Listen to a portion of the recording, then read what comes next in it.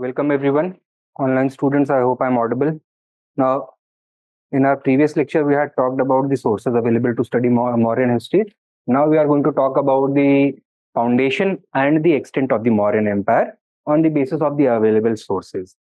Now, D.D. Kaushambi has made the suggestion that the immediate and unexpected byproduct of Alexander's invasion of the Northwest was that it hastened the Mauryan conquest of the whole country. Kaise? Alexander's invasion had weakened the already weak principalities of the northwestern region.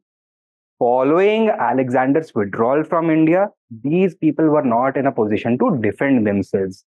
Further, the withdrawal of Alexander's forces had resulted in some Greek garrisons being left behind, but they were also not in a position to permanently hold them.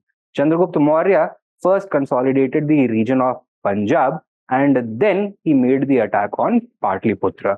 The victory over the Nandas gave him a vast territory covering the whole of North India, right from the foothills of the Himalayas up to the Godavari River in the south, and from Punjab right up to Bengal, right? So, had Alexander not destabilized the northwest, this entire journey could not have been started. He has argued that it was not difficult for the Mauryan army under Chandragupta to conquer this region since the tribes of the northwest had already been weakened. According to classical Greek sources, Chandragupta is even supposed to have met Alexander and advised him to attack Magad, which was under the unpopular rule of the Nandas.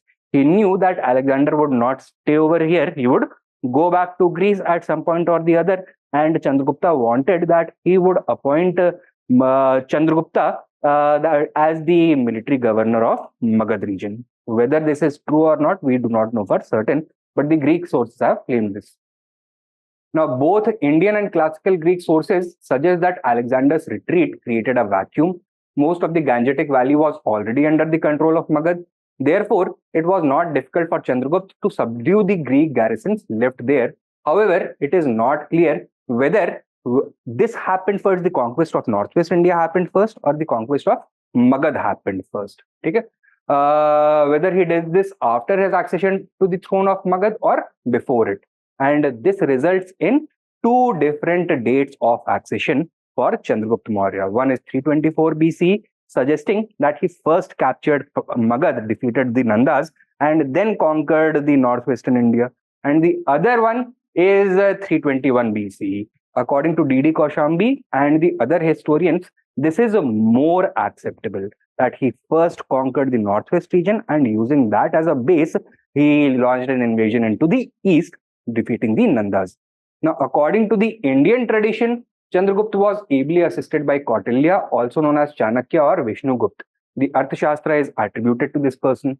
He was supposedly well versed not only in the political principles of warfare and consolidation, but also in the organization of state and society. Okay? So this was the process of the formation of the Mauryan Empire. Now, some important details about the ruler Chandragupta Maurya. What was his background? Different sources give us different information. Buddhist sources claim that he was of Kshatriya background. The Jain sources claim that he came from a tribe of peacock tamers. The Puranic sources say that he was the son of a Shudra woman and the illegitimate son of Dhanananda, the ruler of Magad, while Greek sources say that he came from humble origins, humble background. So we are not certain. Okay. Now, we do know, according to both Indian as well as classical sources, that is the Greek sources, that Chandragupta overthrew the last Nanda ruler, Dhanananda, and occupied his capital, Patliputra. This success is linked with his accession to the throne in 321 BCE. One of the most important achievements of Chandragupta Maurya was his victory over Seleucus Nicator, right? Who ruled over the area west of the river Indus. Okay, so Chandragupta Maurya's empire in the west extended only up to the Indus. All the regions to the west of that, including parts of Punjab, the whole of Afghanistan, Balochistan, parts of Sindh, etc., were under the rule of Seleucus Nicator. There was a war which Chandragupta supposedly won, and a peace treaty was signed in the year 303 BC. Right? So, what is Chandragupta Maurya going to get? According to the Greek narratives, he received the areas of Area, Arcosia,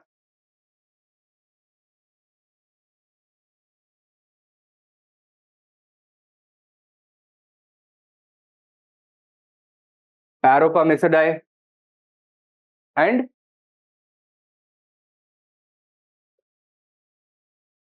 Geodasia. Right? Area, the region of Herat. Arcosia, the region of Kandahar. Paropamisidae, the area of Kabul. And Geodasia, the area of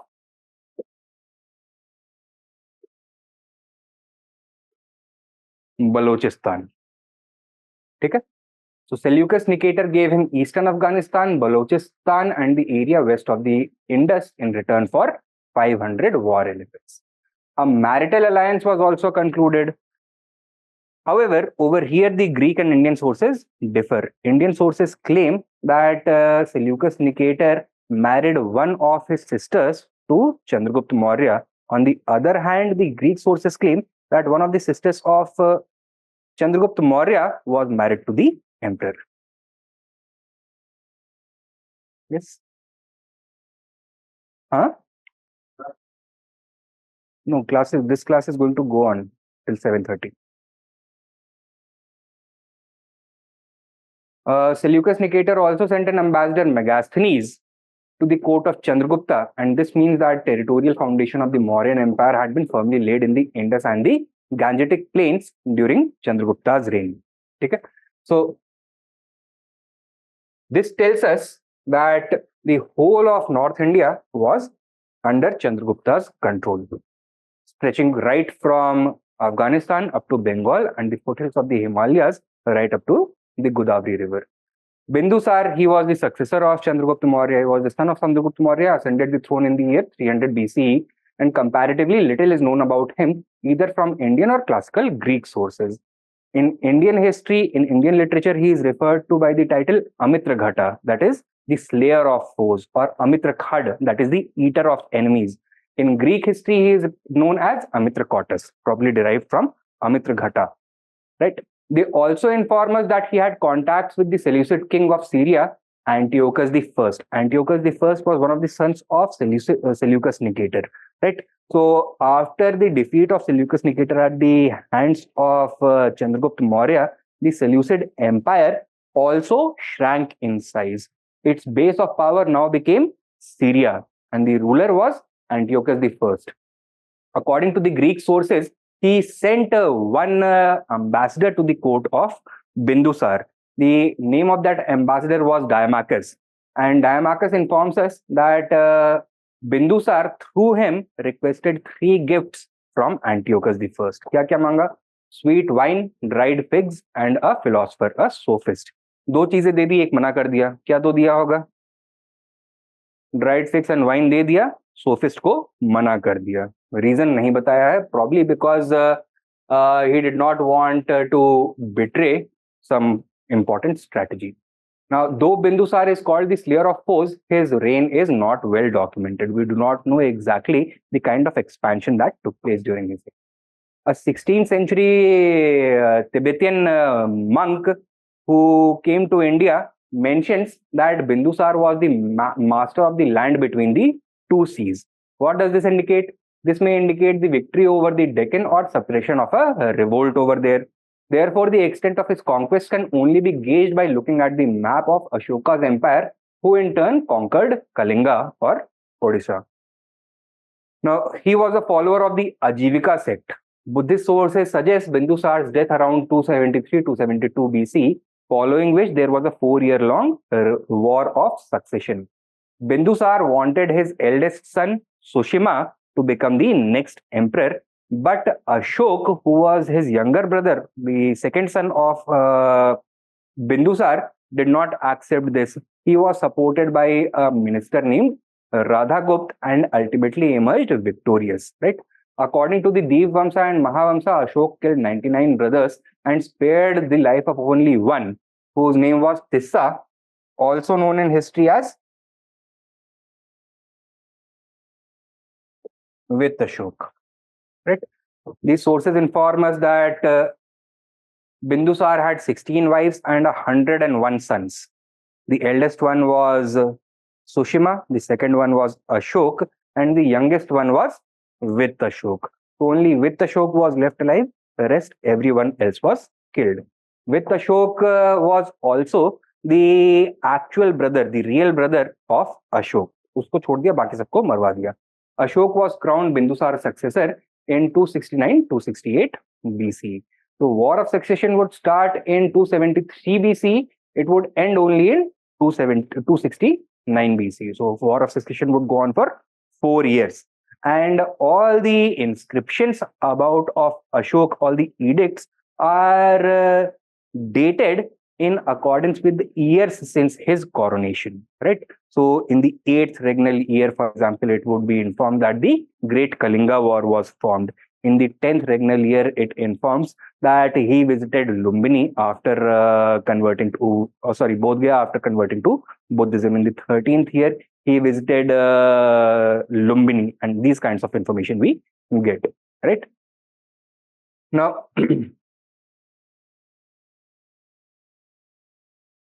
so we are getting some idea about the expansion of the Mauryan Empire. The Mauryan Empire was unique in many ways. Firstly, it was possibly the largest empire in the whole of Indian history. It was controlling some regions of Afghanistan, which British always aspired to possess, but they could never succeed. Secondly, the Mauryan Empire became an ideal for the later empires in the Indian subcontinent. Why? Because everyone tried to conquer the whole area that was under Mauryan rule. Thirdly, the Mauryans were the ones who actually gave shape to the idea of Jambu Dvipa. Jambu Dvipa refers to the entire Indian subcontinent. It is a very popular concept in Indian literary writing. Before the Mauryan Empire was able to bring the whole of this region under its control, it was divided into different regions and principalities. Different kingdoms and empires existed.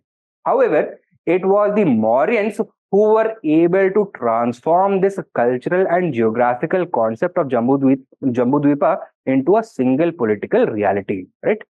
Now, we have both archaeological as well as literary evidence to study the expansion of the Mauryan Empire. The story of Mauryan expansion actually starts with Chandragupta Maurya himself.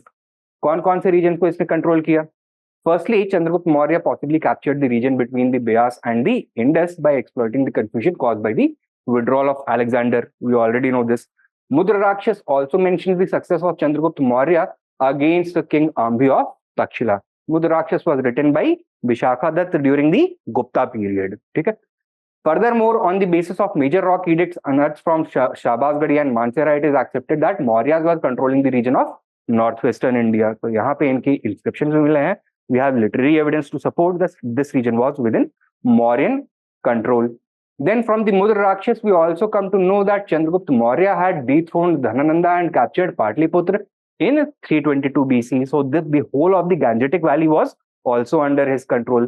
It means that he captured the region up to the Godavari River in the south that was already under the control of the Nandas. It might be possible that the conquest in the northwest preceded the conquest in the Ganga Valley, but we do not know for certain. Greek sources inform us of a war between Chandragupta and Seleucus Nicator, the Syrian emperor or the Seleucid emperor. Chandragupta got the region of Kabul, Kandahar, Balochistan and Herat. The Mauryan Empire extended up to the Hindu Kush range in the northwest, and the Syrian Empire became its western neighbor, the Seleucid Empire. Mauryas also controlled central India. How do we know? On the basis of Buddhist sources, we come to know that Ashok was the governor of Ujjain. कहाँ पे located है Ujjain? Madhya Pradesh में, before he became the king. In fact, one of his titles was Ujjain Karmoli, the lord of Ujjain. Mauryan control is also testified on the basis of Ashokan inscriptions discovered from central India. For example, we have minor rock edicts at Gurjara, Rupnath, Panguria, and a minor pillar edict from Sanchi. The Sachi Stupa was also constructed by him over there. This also tells us that the whole of central India was under Mauryan control. Furthermore, Mauryas also controlled the Himalayan foothills as well as the upper and middle Gangetic basin. How do we know? A number of inscriptions from this region prove this. So many of the pillar inscriptions are found along the base of the Himalayan foothills. The inscriptions at Rumindei, Niglai Sagar, Kalsi, Rampurva, Loria Araraj, Loria, Nandangad, etc. testify that this region was under the control of the Mauryas. Above all, it is from this region that we trace the major pillar edicts of Ashoka as well, right? Mauryan Empire also expanded up to Bengal in the east. How do we know? Tamralip, the port, is mentioned in in the Buddhist literature as well as the Sinhalese literature as the port from which his son and daughter Mahendra and Sanghamitra left to spread Buddhism in Sri Lanka. So if it was not under Mauryan control, there would have been no mention of it. Then there is a place in West Bengal known as Chandraketugad. This was a major center of commerce as well as craft production. In the whole of Mauryan Empire, the largest collection of copper coins as well as terracotta sculptures have been found from here. So this was a major center of the Mauryan Empire. Apart from this, we have found Chandragupta Maurya's edict from Mahasthan also. We discussed that in yesterday's class, right? Likewise, Mauryas also controlled Gujarat and Maharashtra. How do we know this? Major rock edict of Ashok is present at Girnar, right? So it was present over there. Another major rock edict found at Sopara, that is in Maharashtra. So it was also part of this Mauryan Empire. Then we have the Junagadh rock inscription of the Shaka ruler Rudradaman, who gives us information about the original construction of the Sudarshan Lake. Kya batata hai? That it was one of the provincial governors of Chandragupta Maurya who had commissioned the construction of the artificial dam that led to the creation of the Sudarshan Lake. In fact, that dam had been destroyed due to floods and lightning. It was repaired during the reign of Ashok. It had once again been destroyed and was repaired by Rudradaman. ठीक है, तो इसके बारे में इसने बताया हुआ. That means the area of Gujarat, Saurashtra as well as Maharashtra was under his control. Now, it is unclear whether it was Chandragupta Maurya or Bindusar who conquered peninsular India, but it is beyond doubt that peninsular India up to the region of Brahmagiri was under Mauryan control. How do we know?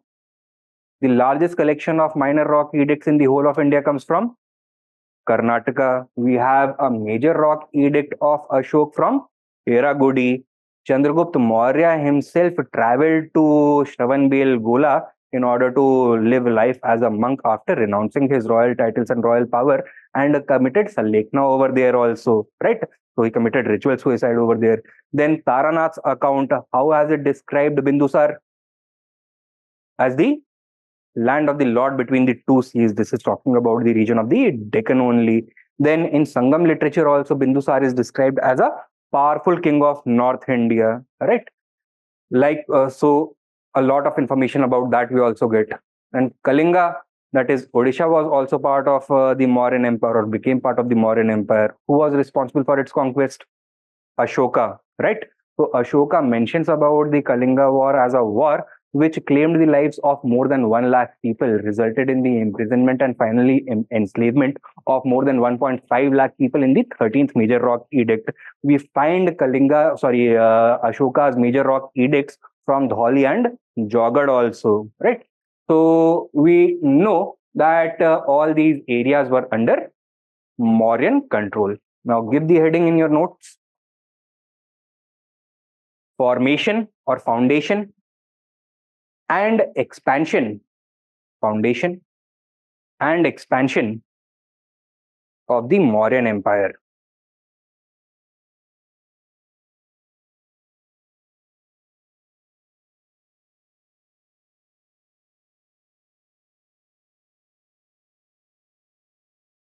Likho. While it is certain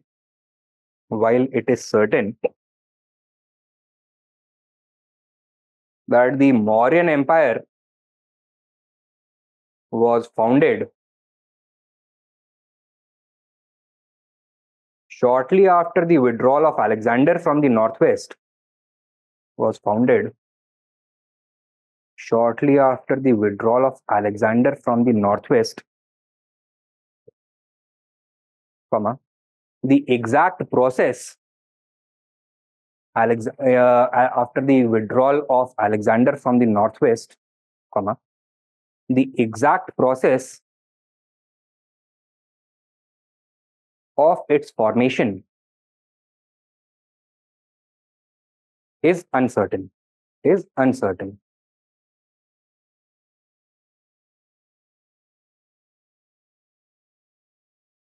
Next point.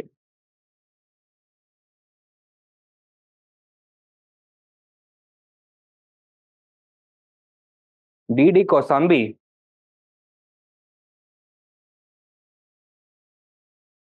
opines that Alexander's invasion and withdrawal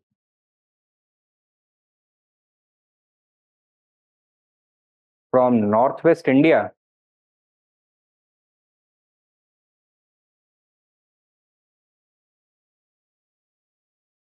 hastened the process or hastened the formation of the Mauryan Empire.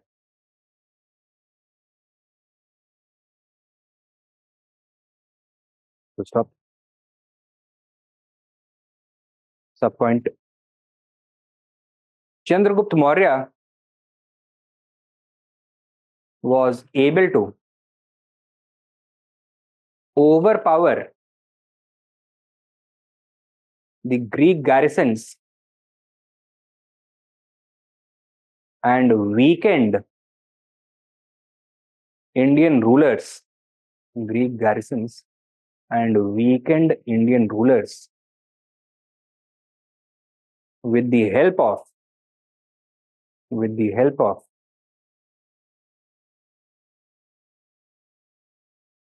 his political mentor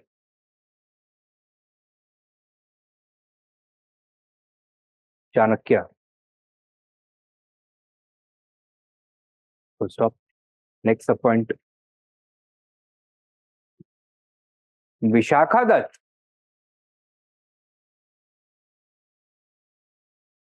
in the Mudra Rakshasa, informs us about the victory of Chandragupta over King Ambhi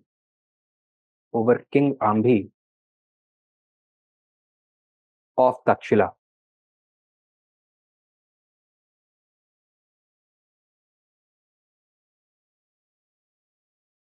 Next subpoint. Next subpoint. Thus, the region between the Beas and Satluj came under Mauryan control. Full stop. Next subpoint. Following this,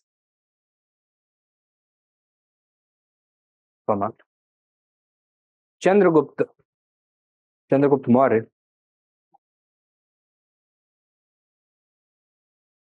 invaded Magad,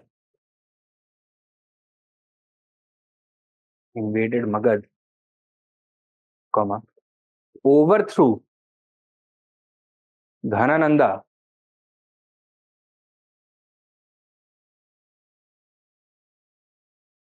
and was coronated in 321 BCE. Full stop. Next main point likho. However, some historians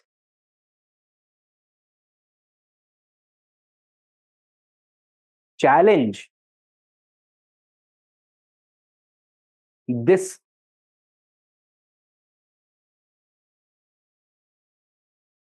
chain of events. This chain of events. Full stop. The point. They claim that Chandragupta began by overthrowing the Nandas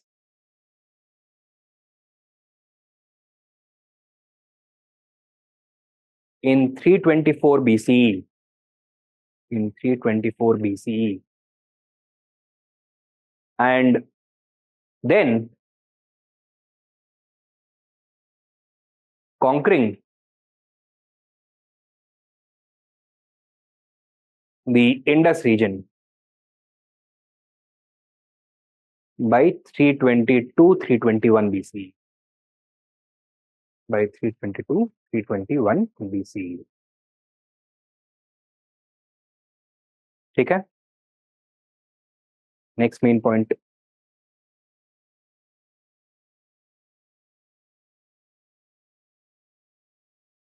Overcoming the Nandas gave Chandragupta Maurya control over a vast territory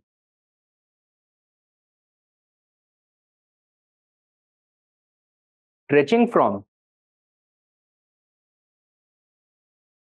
Punjab up to Bengal. Punjab up to Bengal. And the foothills of the Himalayas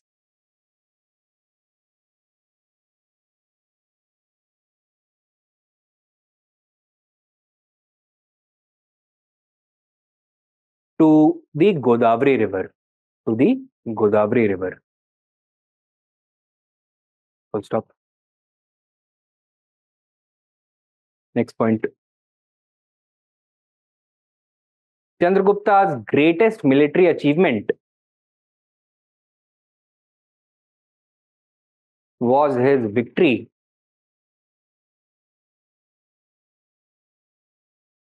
over Seleucus Nicator.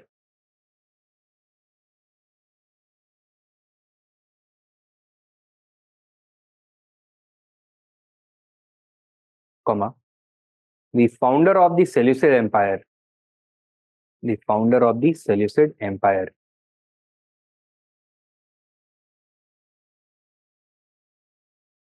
Full stop. Subpoint. Both classical and Greek sources inform us. Sorry, both classical and Indian sources inform us that in exchange for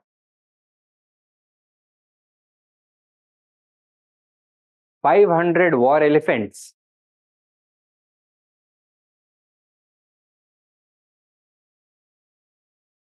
500 war elephants, comma, Chandragupta Maurya received the regions of Herat, within brackets, right, area, ARIA, comma, Kandahar, within brackets, right, Arcosia, ARCHOSIA, ARCHOSIA, comma, Kabul, within brackets, right, Paropam is day, PAROPAM, ISADAE, Paropam Misade, DAE, comma,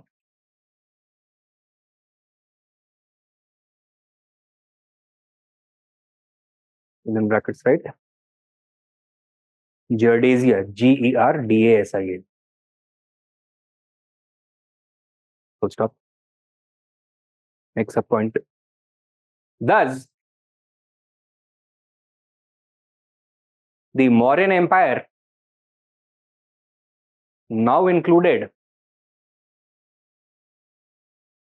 the whole of the northwest,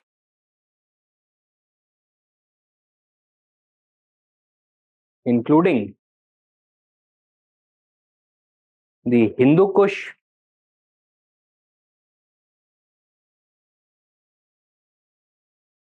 the Suleiman, and the Kirthar ranges.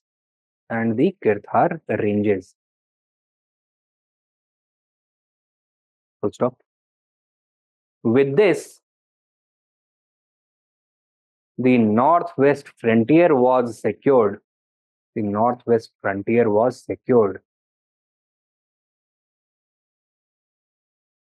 And further expansion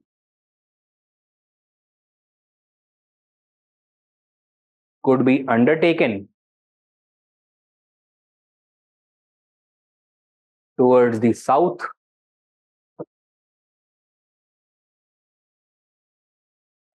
west, and east. ठीक है? Next main point लिखो. The region of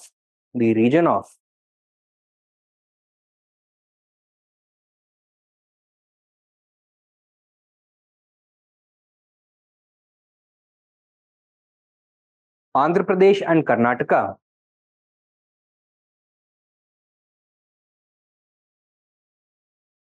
was definitely part of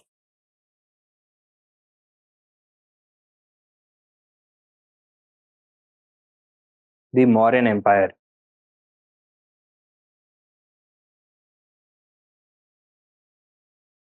Full stop. However, there is uncertainty about who was responsible for this conquest.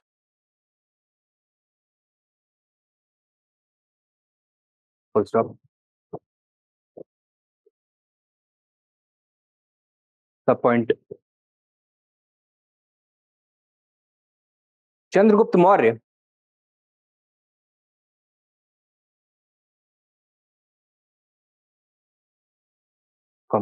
after renouncing the throne,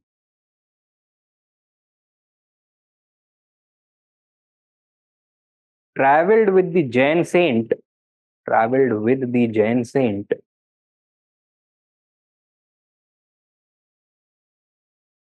Bhadrabahu, Bhadrabahu, Bhadrabahu, to Shravan Belgola,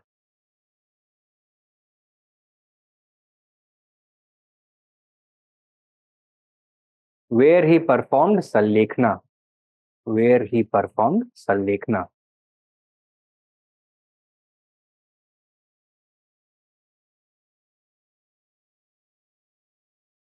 सल्लेखना का मतलब होता है fasting unto death, तो starving yourself till you die. It is also known as संथारा.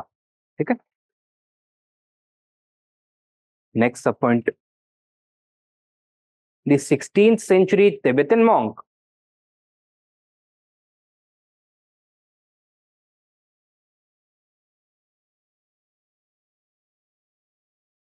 Taranath informs us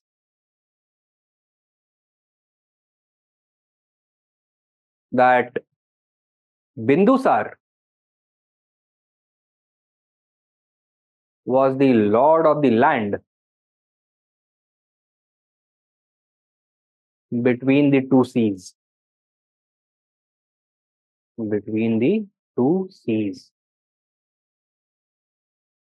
Full stop. Next sub point. Further, Sangam literature also refers to Bindusar as a powerful ruler with a large army. With a large army. Indicating that they were possibly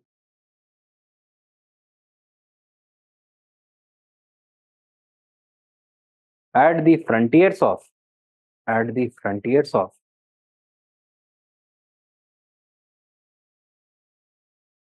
Bindusar's territory. Bindusar's territory. And what was the location of the Sangam people? Deep south. South of the Kaveri River. So modern Tamil Nadu and Kerala are believed to be the Tamilham, that is the Tamil country. And therefore, since these people were at the frontier of Bindusar's territory, तो उसके north वाले जो भी regions होंगे, they possibly belong to Bindusar. ठीक है? Next sub point लिखो. Further, comma, the largest number of minor rock inscriptions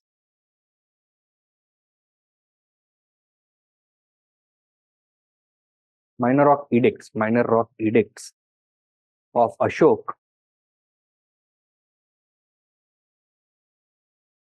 are found from Karnataka.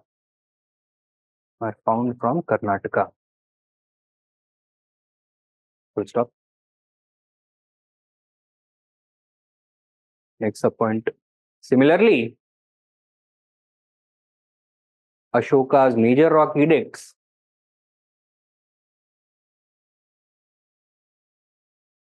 are found from Eragudi.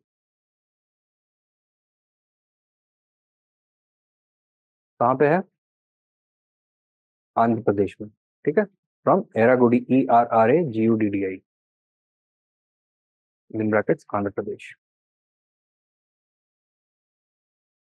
Next sub point. A recent discovery of a broken Ashokan pillar from Amravati.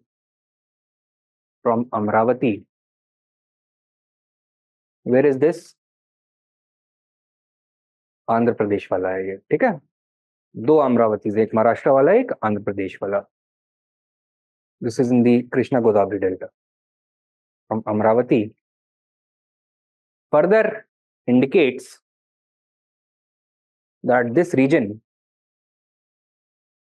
was under Mauryan control.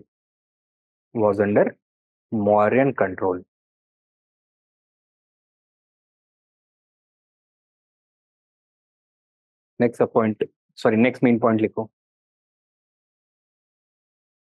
Central India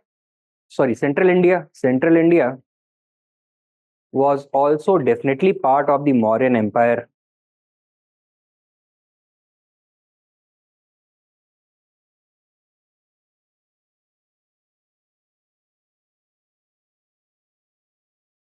Full stop. This is indicated by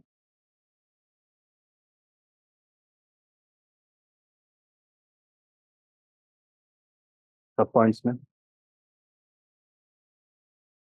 The discovery of Ashokan minor rock edicts and stupas from Girnar. Sorry, not Girnar, from Gurjara and Sanchi respectively.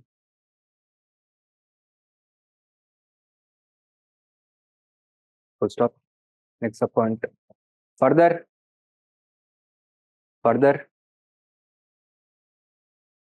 before becoming emperor,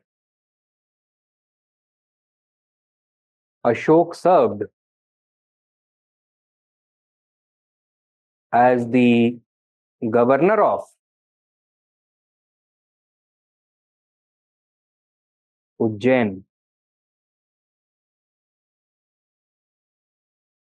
comma, thus assuming the title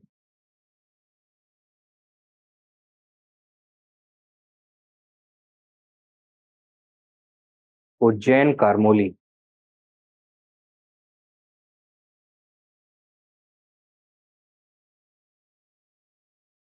So, next main point. Likewise,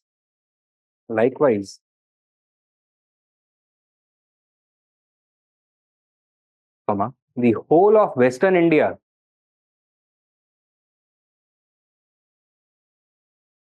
including Gujarat and Maharashtra,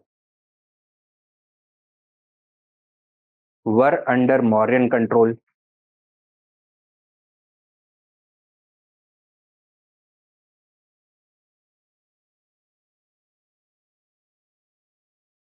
Stop the point. The major rock edict at Girnar and Sopara, Girnar in Gujarat, within brackets Gujarat, and Sopara, within brackets Maharashtra,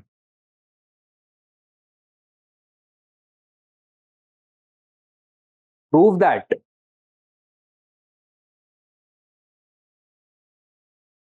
Mauryans controlled the entire Gujarat and Konkan coast.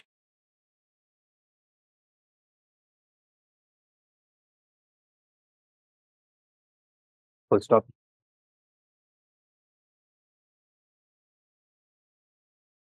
Next point. Similarly, the Junagadh rock inscription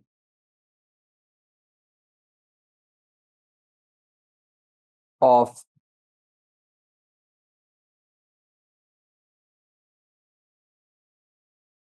the Shaka ruler Rudradaman,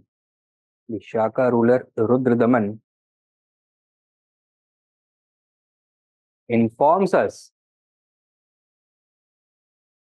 about the construction of the Sudarshan Lake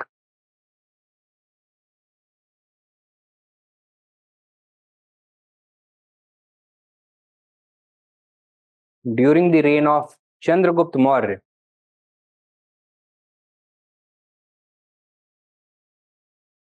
and its subsequent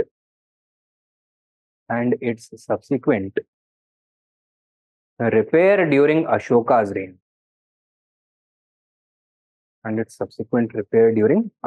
reign. Full stop.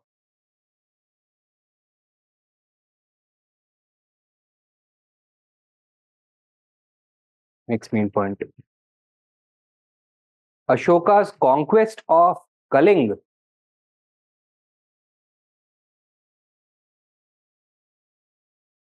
is well documented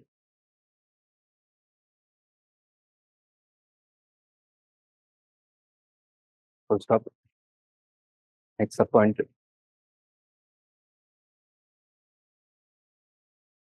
The 13th major rock edict.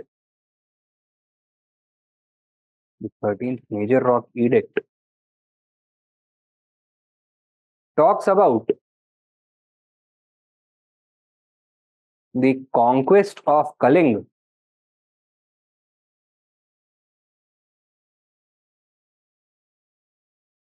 in the 8th regnal year, REGNL, in the 8th regnal year. Next point. Similarly, the presence of the Dholi and Jogad major rock edicts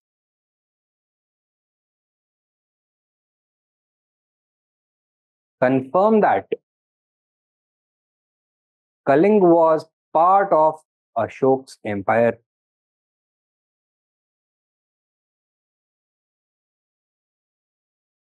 Full stop. Ashok's empire.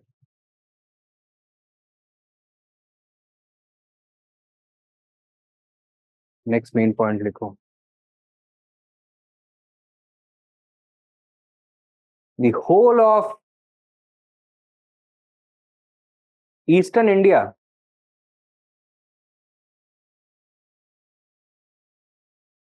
was likewise under Mauryan control.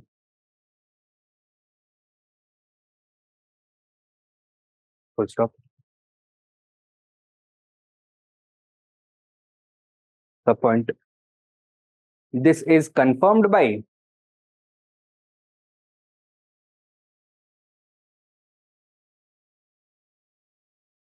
the Mahasthan Rock Edict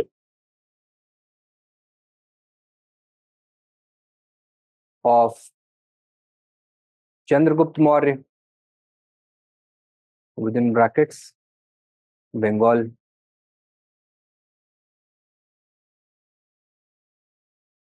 This is in fact in Bangladesh, okay? Undivided Bengal. Comma.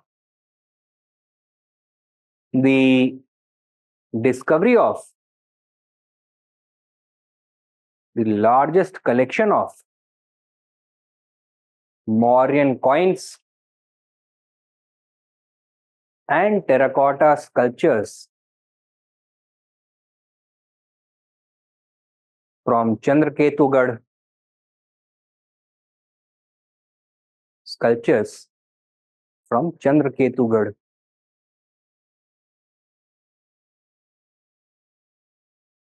This is in West Bengal.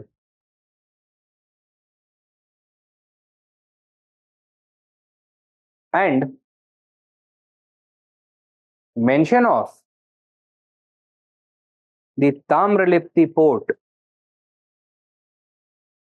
which connected the TAMRALIPTI, Tamralipti port. This is once again in West Bengal only, okay? Which connected the Mauryan Empire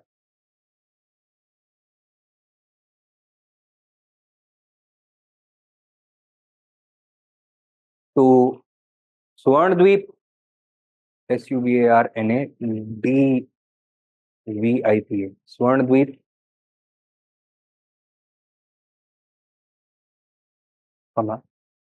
Swarn Bhumi,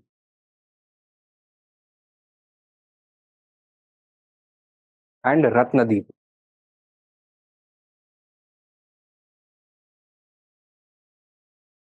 Swarndweep क्या है? Sumatra, right? Indonesia. Swarn Bhumi, island Malaysia, right? Southeast Asia. And Ratnadweep, Sri Lanka, right? Within brackets you can write. इसके सामने या नीचे. Swarndweep is Indonesia. Swarn Bhumi is Southeast Asia. And Ratnadweep is Sri Lanka.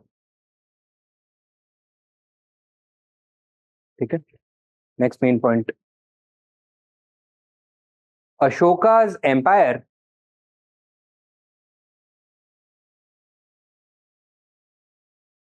also stretched over the whole of the Himalayan foothills. The Himalayan foothills. Full stop. This is proven by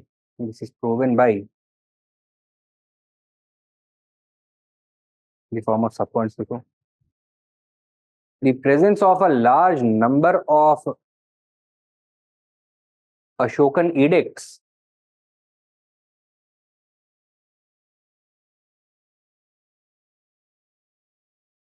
in the entire Tarai region, stretching from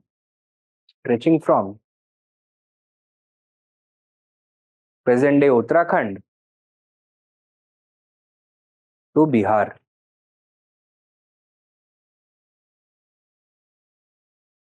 Uttarakhand से क्या मिलता है? Kalsi near Dehradun, that is also in the Terai.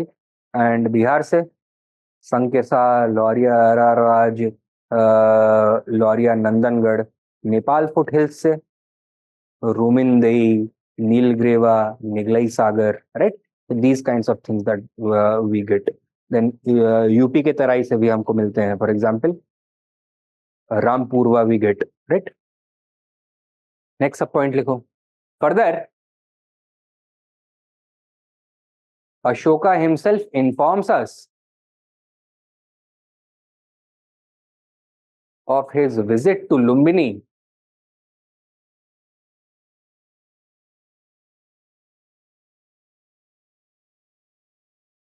in the 20th year of his reign.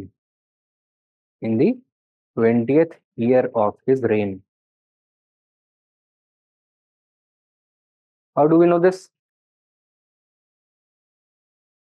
Rumindei pillar है, वहां पे एक commemorative edict है which tells us about this visit. It also informs us that Ashok exempted the people of Lumbini from paying a particular tax, Bali, and reduced the burden of land revenue on them. It was usually collected at the rate of 1/6 of the total produce, but now it would be collected only at the rate of 1/8 of the total produce. This means that not only did he visit this region, but he also had the power to reduce the taxes. क्या मतलब होगा? This was part of his empire. ठीक है, next main point लिखो. The Mauryan empire, the Mauryan empire may even have included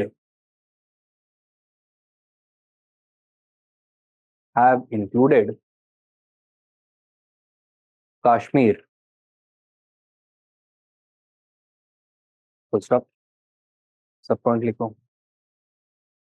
Who is the most famous Kashmiri historian medieval period का, early medieval age का? Kalhana, right? He has written the Rajtarangini, which is considered to be the first true or first scientific work of history ever to be written by an Indian. Okay? In that, he informs us that it was Ashok who, in fact, laid the foundations of Srinagar. Okay? Write down the point. Kalhana informs us in the Rajtarangini. Kalhana informs us in the Rajtarangini that Ashok laid the foundations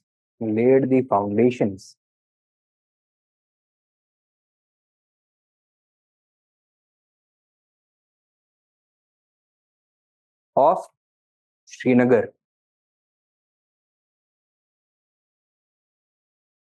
ठीक है, next main point लिखो. Thus, the Mauryan Empire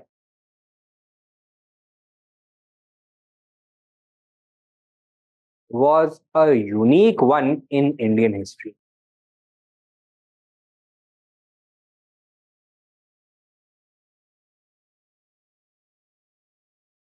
Full stop. The point. It was larger than any other Indian empire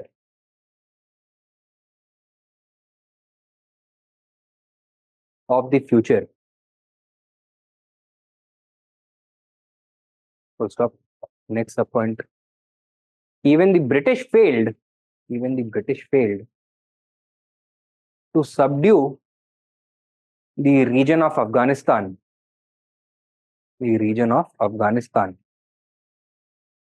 And secure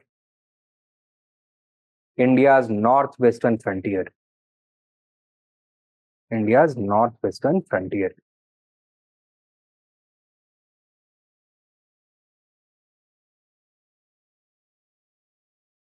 Full stop. Next point. Therefore, naturally, comma, the Mauryan Empire became an ideal for all future Indian rulers. For all future Indian rulers.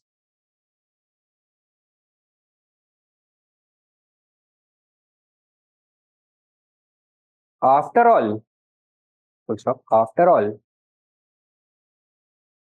the Mauryans were the only dynasty, were the only Indian dynasty who gave practical expression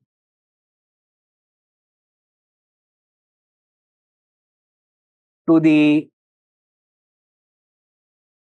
cultural and geographical expression, that is Jambu Dvipa. That is Jambu Dvipa.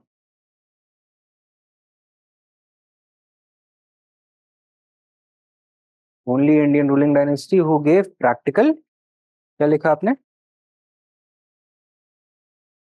Practical shape लिखो. Practical shape to the cultural and geographical expression, that is Jambu Dvipa.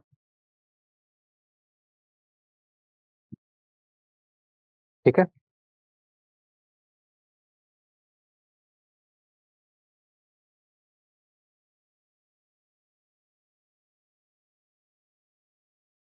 तो ये हो गया the extent of the Mauryan Empire. Take down a question.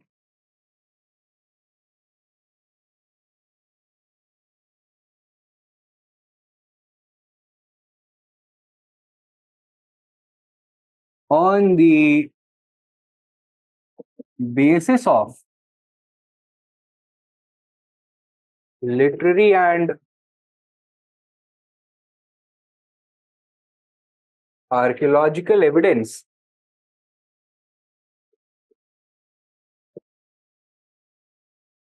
throw light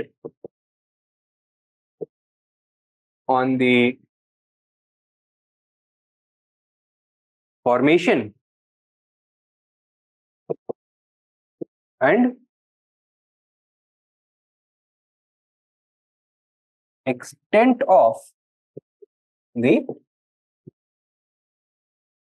Mauryan Empire.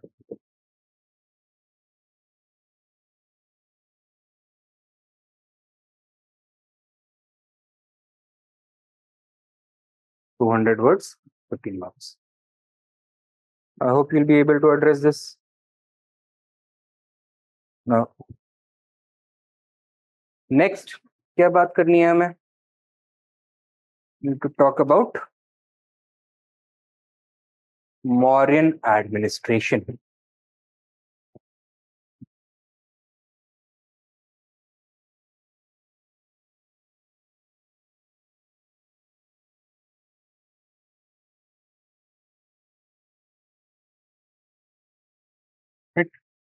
If the UPSC has to ask a question, किस तरह के questions पूछेगा? First of all, the nature of the Mauryan state. Did it reflect strong centralization tendencies or not, or was it highly centralized or not? Then you can be asked about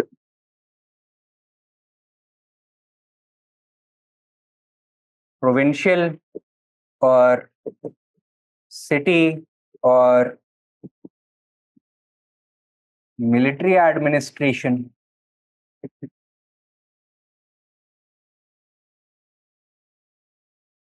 Do these reflect the element of high centralization or decentralization? Okay. Further, you may be asked to shed light on the relationship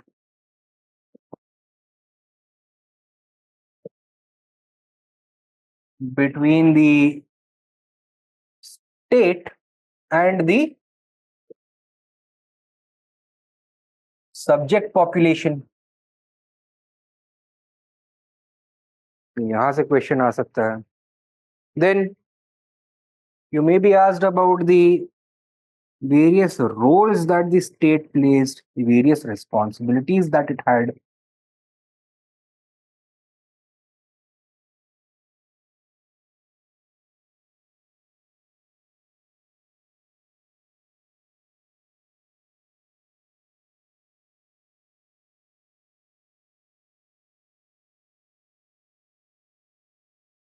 Further, you may be asked about the features of Mauryan administration, namely the institution of kingship,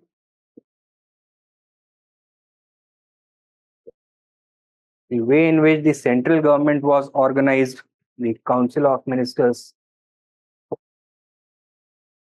the way in which the king regulated and controlled the bureaucracy, what was the ruling ideology,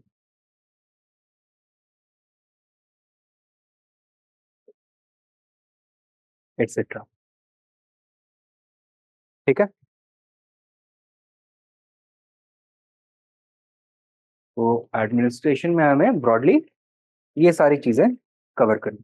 हाँ, kingship के बाद council of ministers को किस तरह से organise किया था, right. Bureaucracy के ऊपर कंट्रोल कैसे मेंटेन करते थे kings, and the ruling ideology. Now first thing that we need to address is whether the Mauryan state was highly centralized or not. So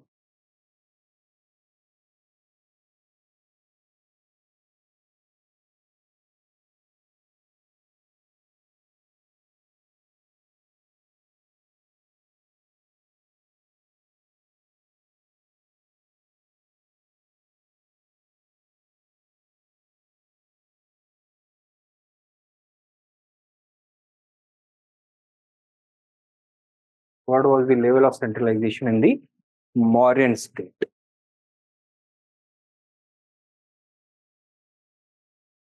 And this is actually a matter of debate. जो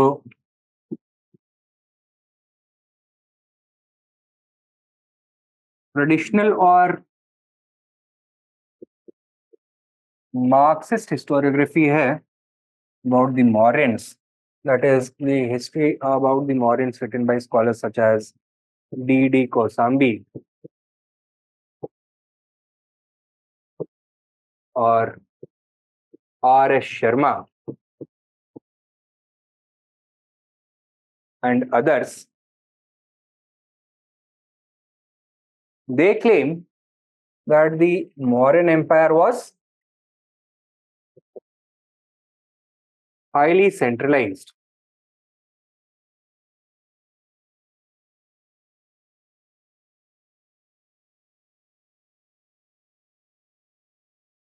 And what are they basing their interpretation on? On the most informative political text of this period. कौन सा? The arthashastra.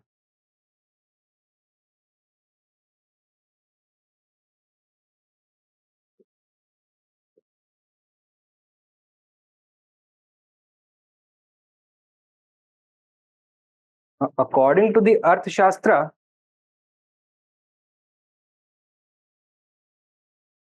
what should the state be like? The king should be an absolute and hereditary monarch.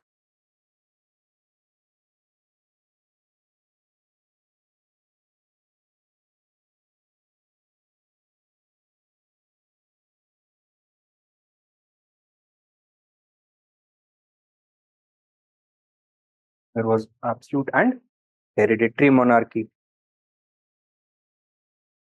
Further, on the basis of the reading of the Ashokan edicts,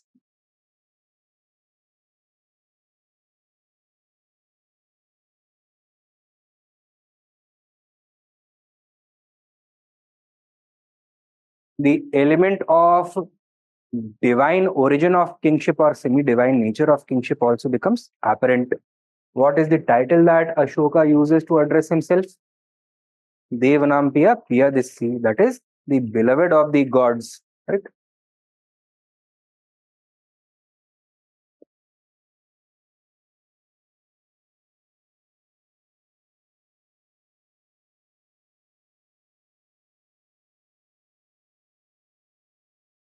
Further,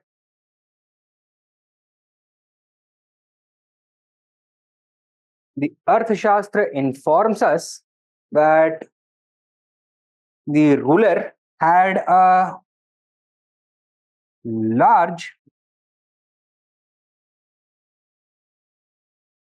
professional and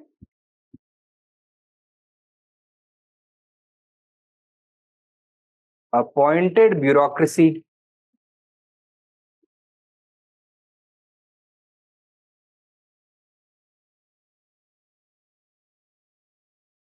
Okay? This is another element of centralization. These officials who were appointed directly by the ruler and were answerable to him, could be removed by him at any point of time, were actually the ones who were maintaining centralization at the at all levels of government. Okay? Further, the Arthashastra also informs us about the importance of maintaining a large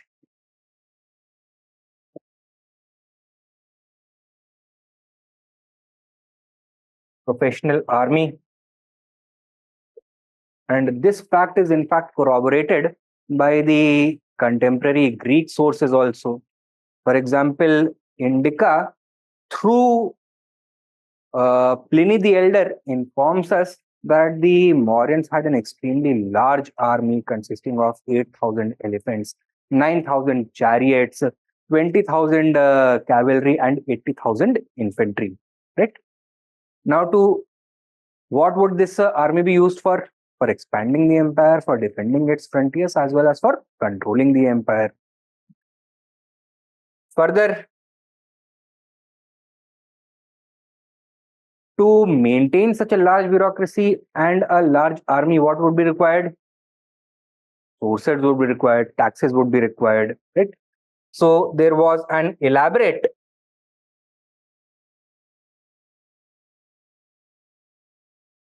tax system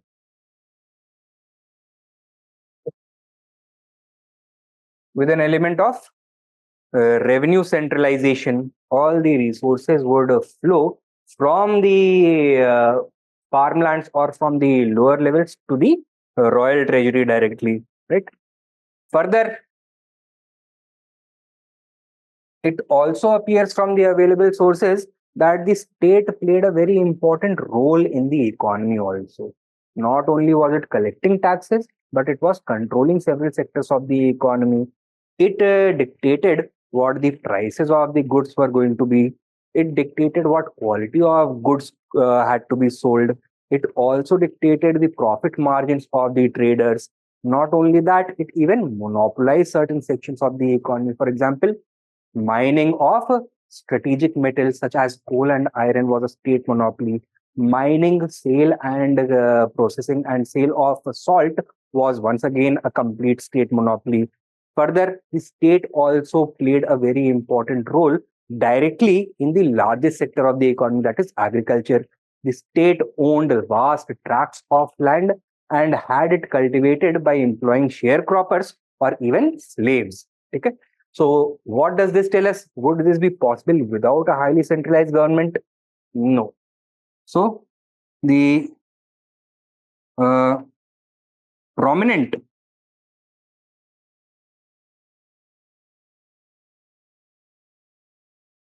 economic functions of the state also tell us that the state was highly centralized. Further,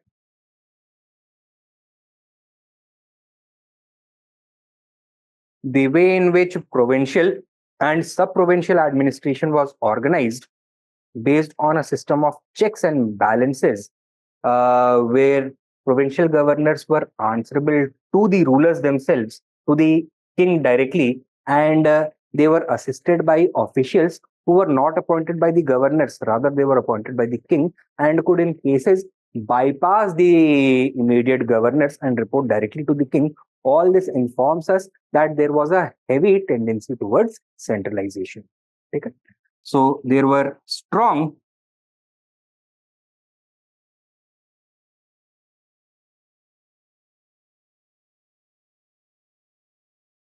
centralizing tendencies in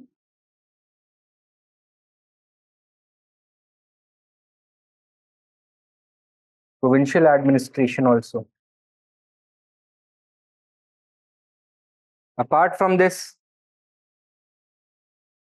the Arthashastra informs us that the ruler used to maintain a large army of spies, not only to keep an eye on the activities of his foreign adversaries and allies alike, but also on the activities of his own ministers, officials, and provincial governors.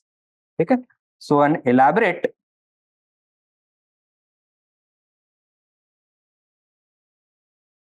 spy system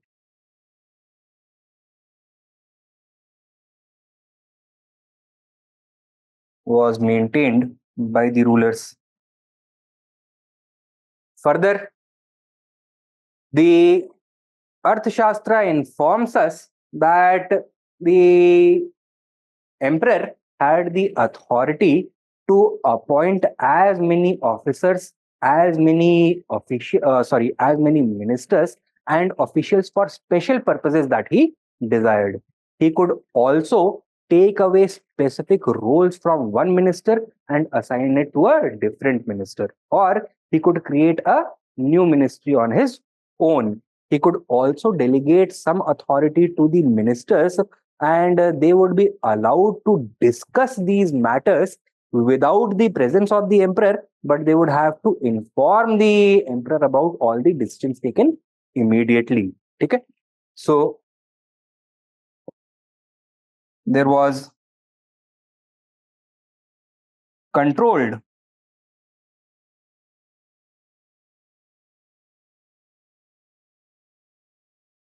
delegation and appointment of special officers. For example, in the 13th year of his reign, Ashok appointed a special class of officers known as Dhamma Mahamatyas in order to ensure that Dhamma was being observed throughout his empire. Further, the emperor also had the authority to issue instructions to functionaries even at the lower levels of government. So upper levels of government, for example, the council of ministers or the heads of various departments or the provincial governors or their advisors, वो तो वहां तक तो समझ में आता है, but even district level or sub district level officials, they were given instructions directly by the ruler. Right. So the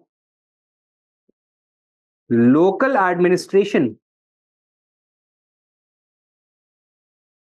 would also be directed by the center. For example, he instructed the Rajukas and Yuktas to travel extensively throughout the areas under their jurisdiction, to undertake tours in order to dispense justice to the people, to ensure that Dhamma was being observed, and to prevent the exploitation of the people. Right? He himself spent his entire life touring his empire. So this brought him into direct contact with the people.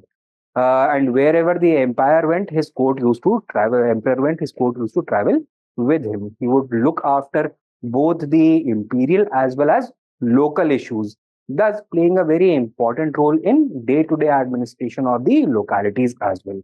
Okay? So all this informs us that Mauryan administration was highly centralised. किसने बोला है ऐसा? DD Kaushambi और R S Sharma ने। On the other hand, जो letter historians हैं,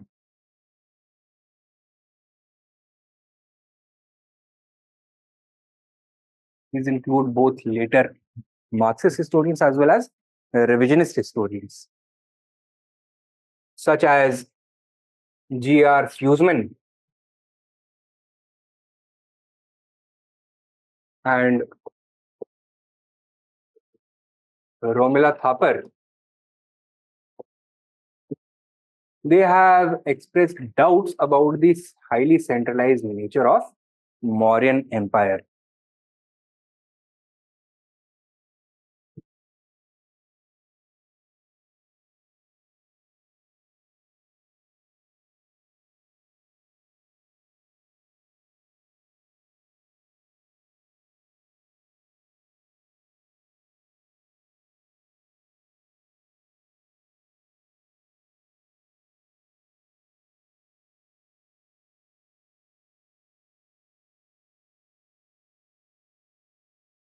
क्या बोला है इन्होंने? G.R. Huseman, for example, says that there were practical obstacles to absolute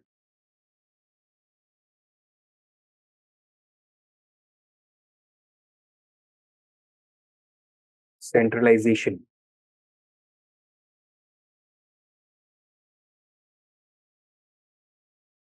And what would these practical obstacles be? The relatively primitive means of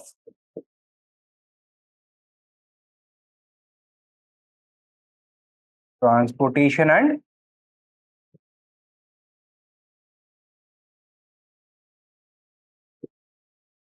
communication.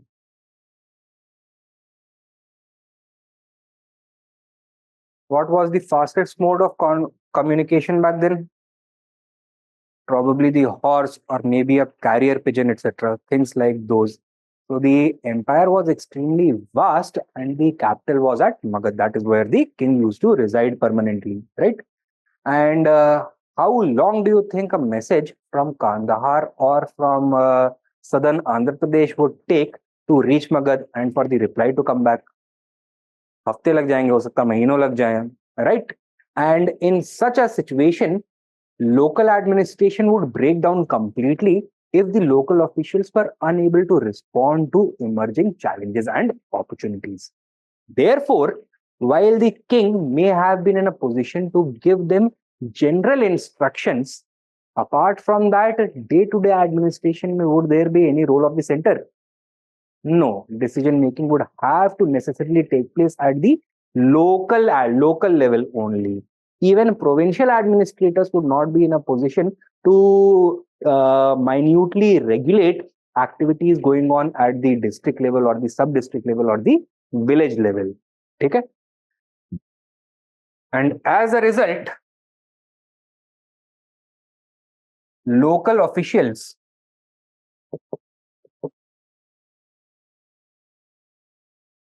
enjoyed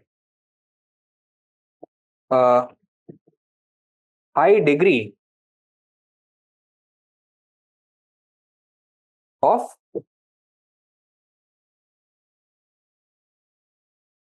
autonomy.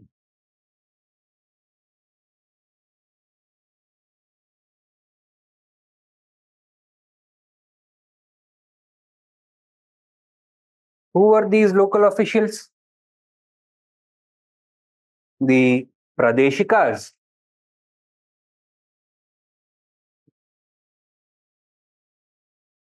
Rajukas,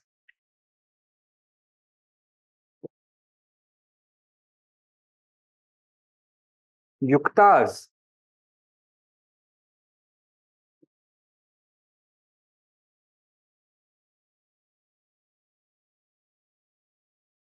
Hanikas,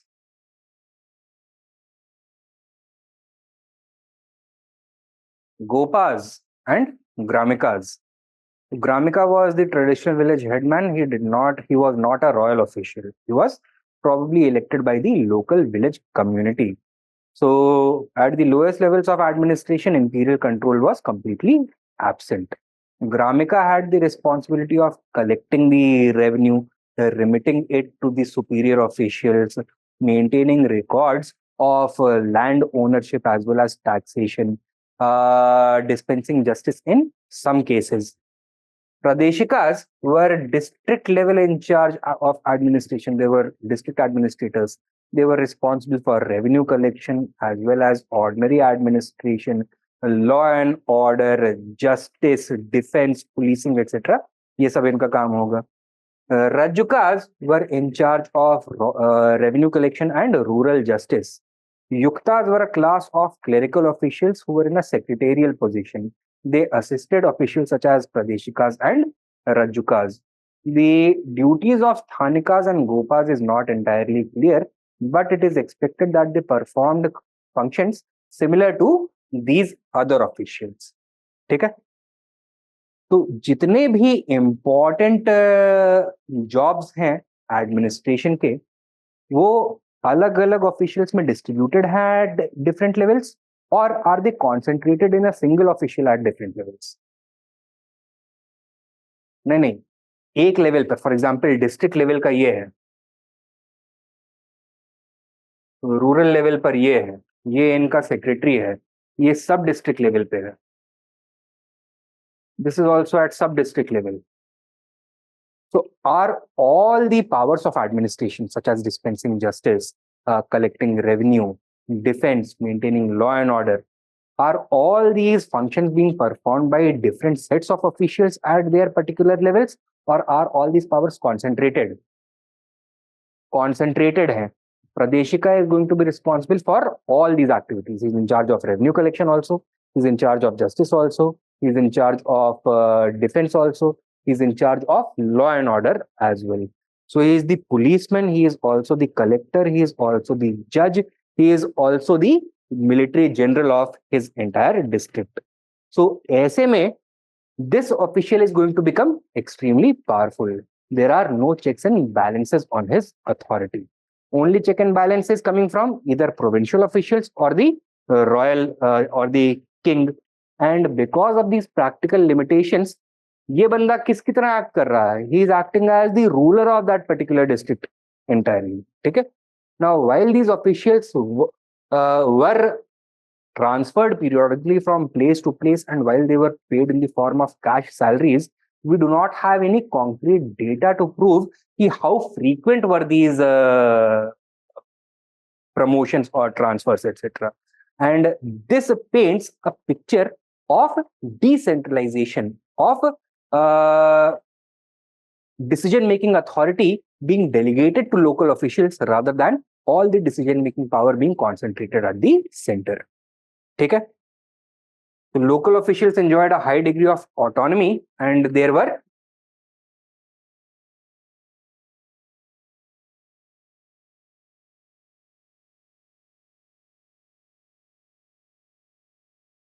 few checks and balances on them.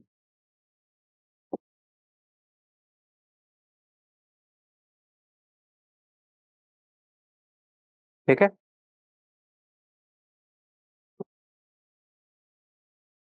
Further, the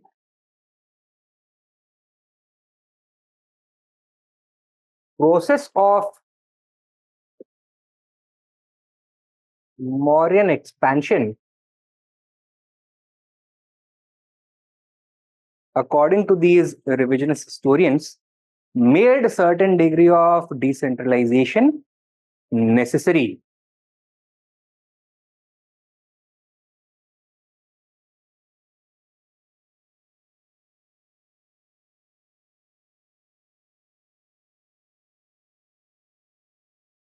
ठीक है? Earlier belief क्या था? that Mauryan Empire was expanded only on the basis of military superiority through war and conflict, right? However, in the case of Gujarat, especially Saurashtra, one very important source of information is the Junagadh rock inscription. Okay? Now, Junagadh rock inscription talks about the repair work being done on the Sudarshan Lake located in Junagadh. This was being done by Rudradaman, the Shaka ruler, in the middle of the 2nd century AD. He also informs us about the construction of the Junagadh Lake and its repair during the reign of Ashok. During the reign of Ashok, who was the person who had undertaken the repair work? It was the appointee of the local governor. Local governor was a person named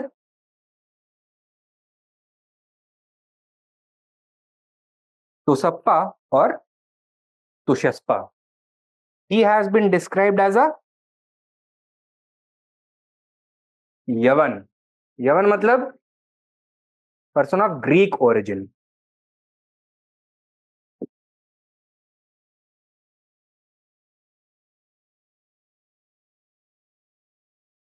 Now, this Greek person, what was he doing in the Mauryan Empire, acting as provincial governor? That begs the question, na? इसके पास ये power कहाँ से आया?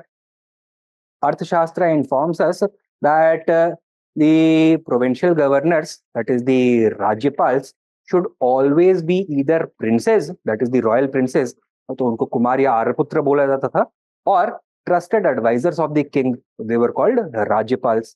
He was neither of those. So probably the region of Gujarat had come under Mauryan control not as a result of military defeat, but as a result of submission. Okay? So without war, the rulers of Gujarat, the Greek rulers of Gujarat, may have accepted the overlordship of the Mauryans. Okay? Now, while doing that, they would have expected something in return. What was that? That they would act as the provincial governors and continue to enjoy a high degree of autonomy.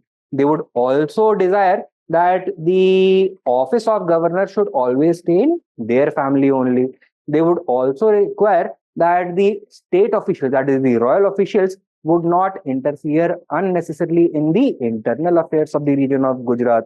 They would also want that the Rajyapal or the governor of Gujarat would have the power to issue his own taxes, raise his own military, etc.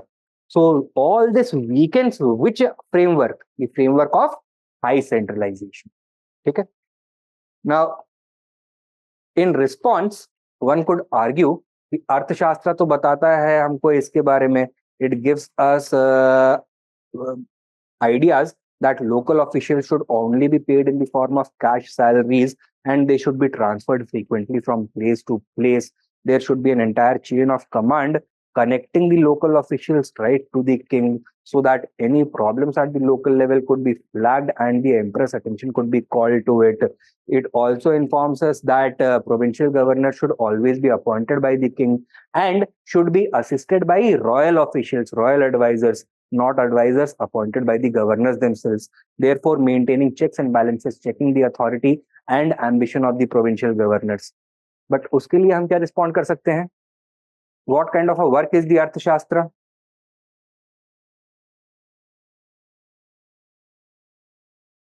Is it a historical account? No, it is a normative work.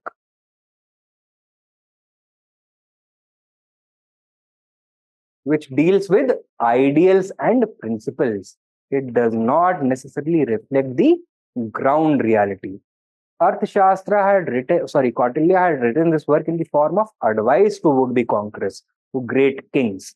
It was not necessary that all these features were actually present in Mauryan administration. ठीक है? तो G.R. Fusman ने these are the kinds of holes that he has tried to poke in the highly centralized model of Mauryan administration. Building upon this, Romila Thapar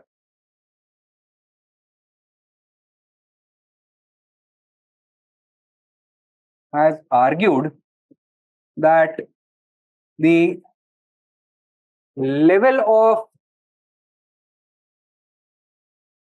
centralized control was layered. Okay? Meaning that it was not homogeneous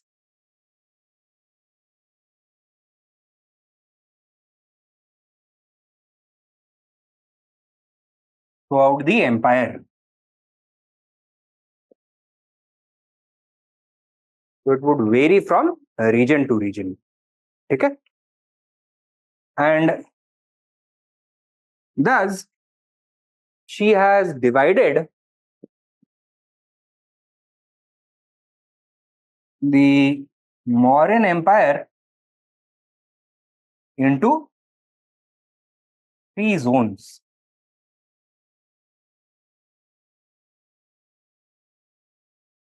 In descending order of royal control, these are the metropolis or the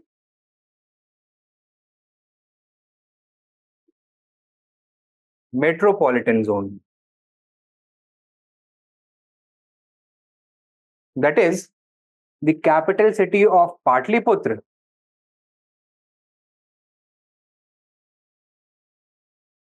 and its surroundings.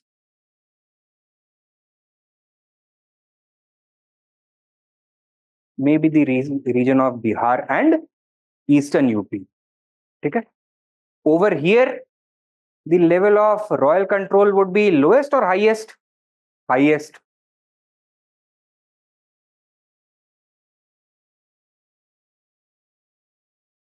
The second zone was the core zone.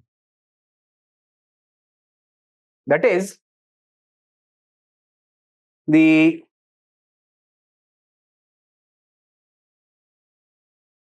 provincial capital, prominent cities,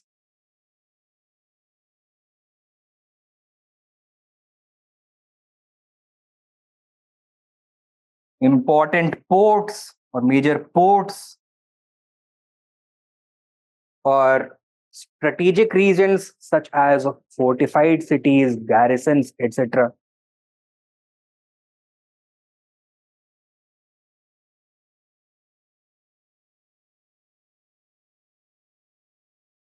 Or some strategic mineral regions.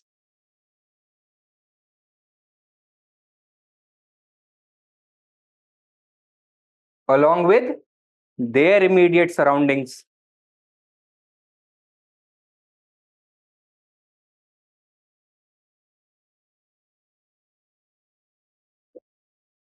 Over here, what would be the level of royal control? Would it be as high as the metropolitan zone? No. Would it be completely absent? No. So over here, royal control would be high, but not as high as in the metropolitan zone. And thirdly, the peripheral zone.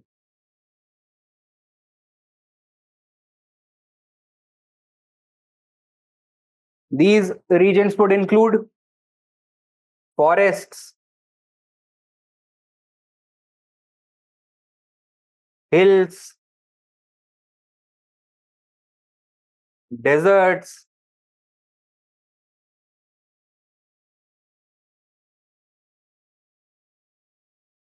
frontier regions,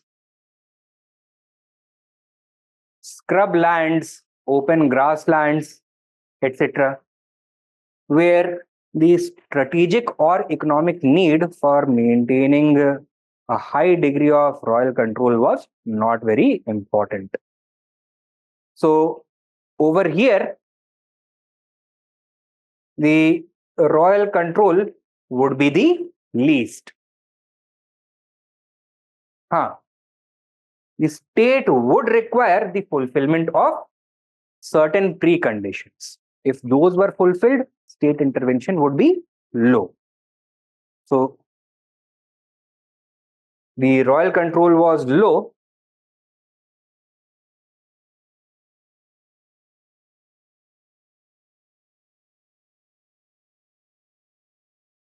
If certain conditions or requirements were fulfilled. The biggest condition would be that this region would remain peaceful and orderly, would not rebel.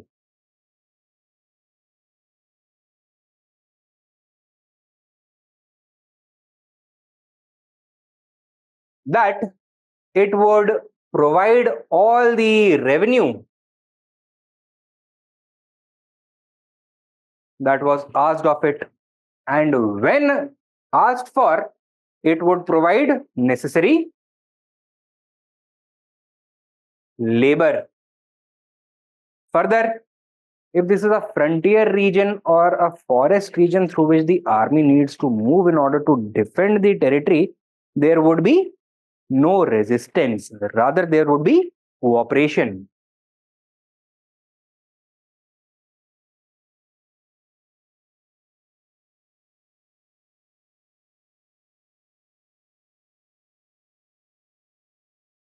There would be cooperation during conflict. If these conditions were fulfilled, there was no need for the state to maintain strict regulation.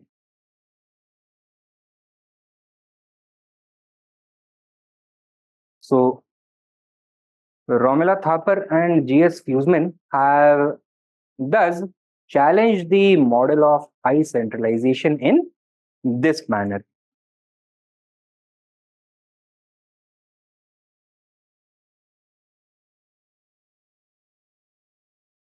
In conclusion, what can we say?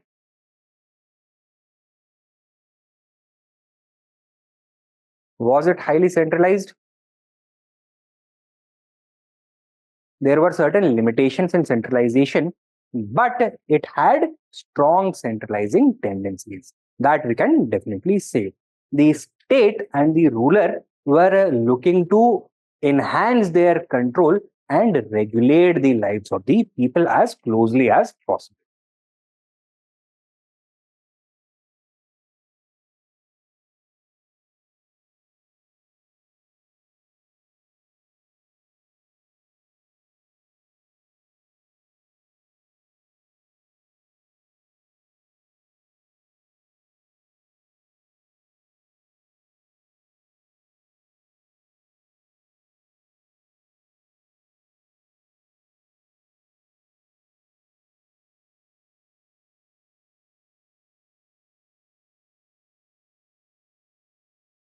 There were limitations in centralization, but there was a strong centralizing tendency in Mauryan administration.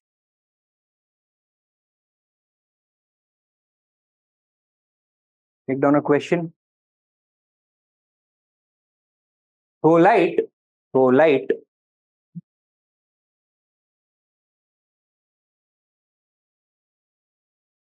on the level of administrative centralization in the Mauryan Empire. In the Mauryan Empire. Full stop.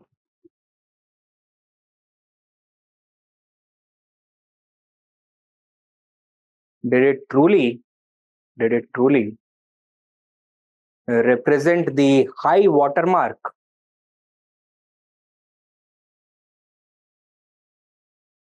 of royal absolutism in ancient India?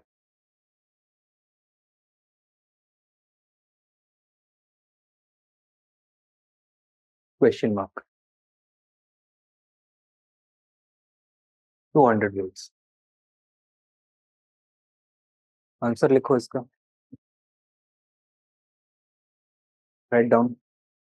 Introduction में क्या लिख सकते हैं?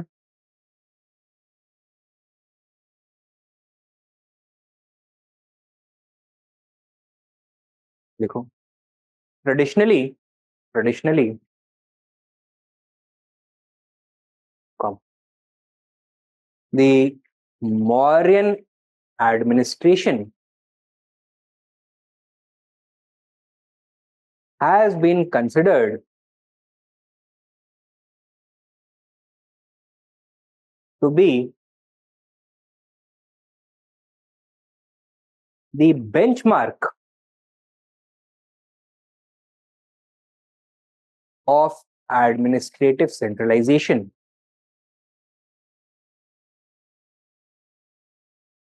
in ancient India. In ancient India. Full stop. Based upon the arthashastra and Ashokan edicts,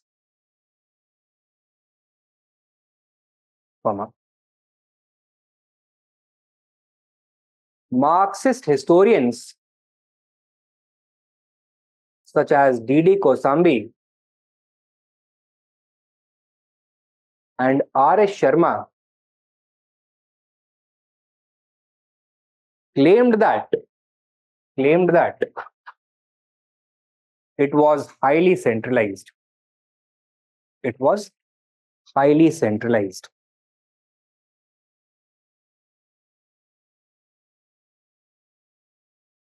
Full stop.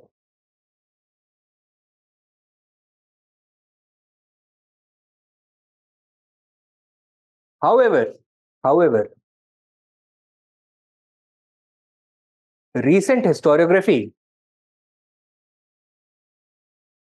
has raised doubts with regards to the level of centralization. The level of centralization. Full stop.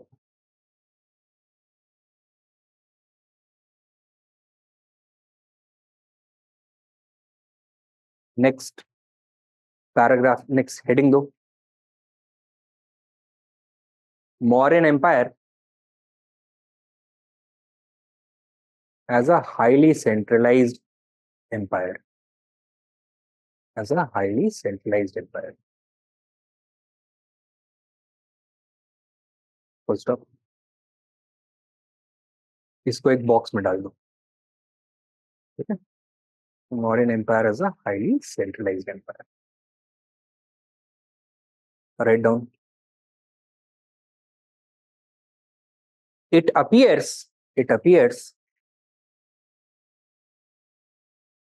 from the Arthashastra and Ashokan edicts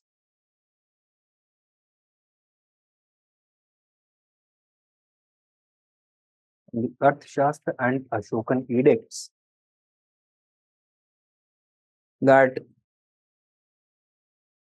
Mauryans had a highly centralized administration.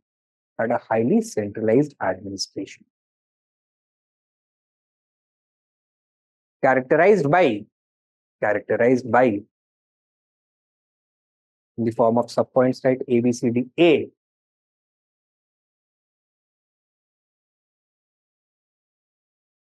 Absolute and hereditary monarchy.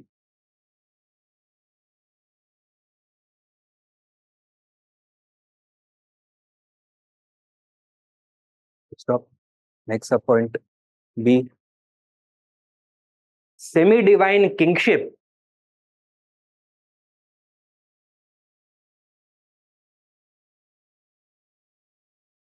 Where the king not only assumed high sounding titles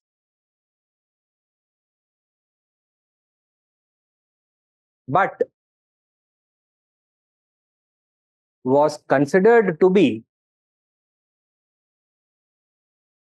the dharma pravartak.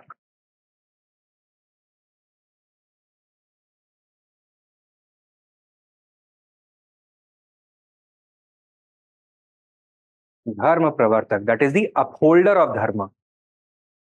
In brackets, right? Upholder of dharma. That means he is not in charge of only maintaining security or order within the state. Rather, he is responsible for upholding the entire social order, the entire moral fabric of the society. He is in charge of ensuring that its integrity remains intact.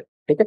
So this means that the king had the power to define anything in favor of dharma or against dharma. Therefore, he could make rules in order to either check dharma or to in order to check adharma or to ensure dharma. Okay. Next point likho. See, the presence of a large professional and organized bureaucracy in which officials were directly appointed by the ruler, comma,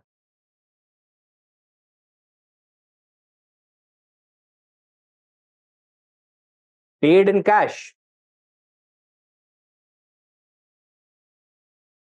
comma, transferred frequently,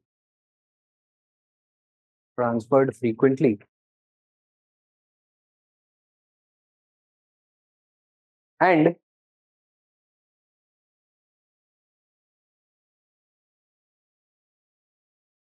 subjected to surprise inspections. क्या क्या लिखा है? Appointed by the ruler, paid in cash, transferred frequently, and subjected to surprise inspections. D. The presence of a powerful military for expansion, defense, and control.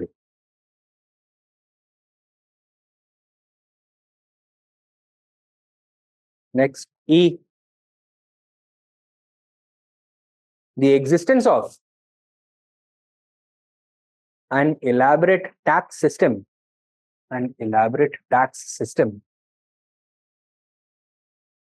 with a strong element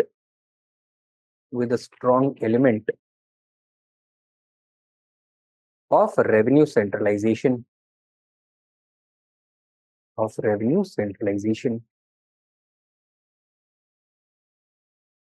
Next, D or E? Next one, E, F. Write down. The state being in a prominent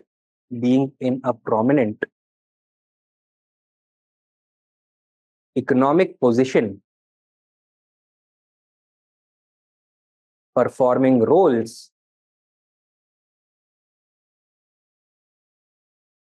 such as regulation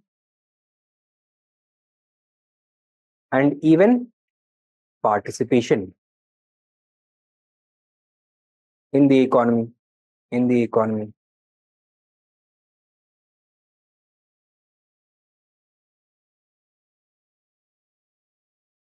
Next लिखो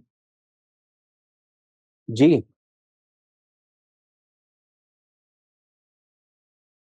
Write down.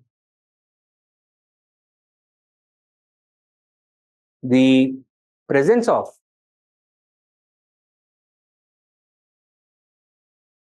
strong centralizing tendencies in provincial administration.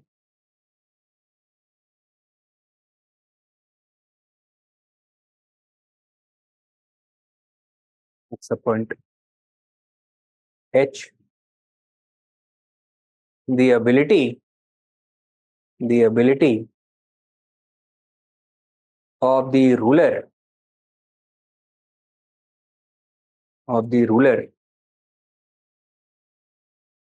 to delegate authority in a specific manner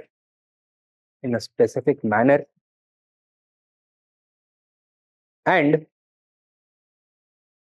appoint officials for special purposes.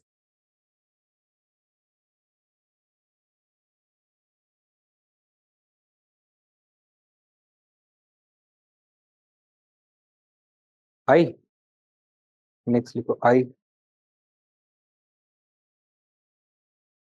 the local officials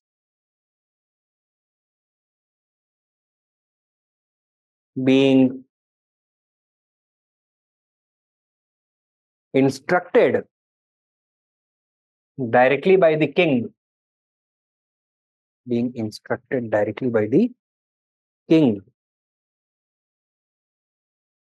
and J लिख सकते हो.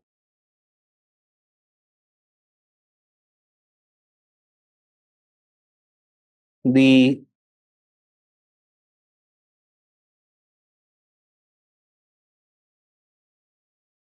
ability of the ruler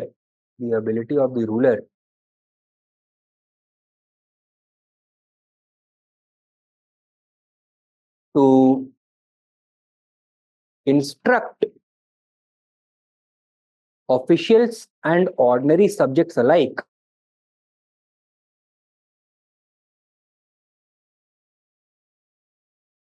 on matters of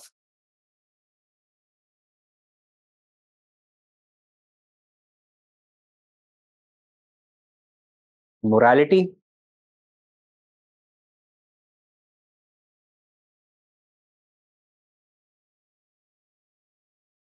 tolerance,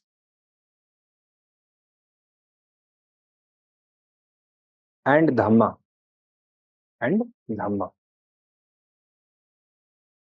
ठीक है? All this indicates that the empire was highly centralized. Next subheading though, counter view. लिखो.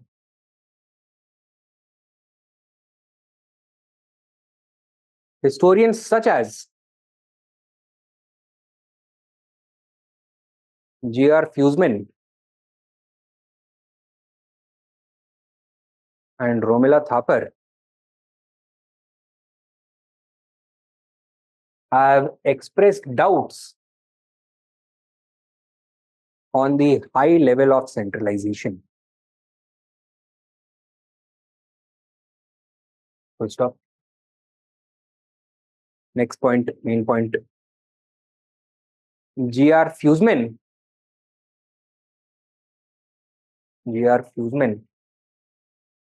has pointed to the presence of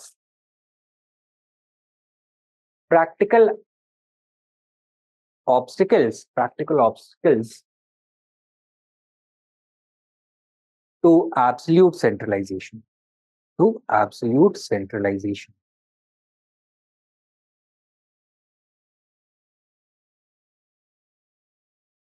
Subpoint, the vast size of the empire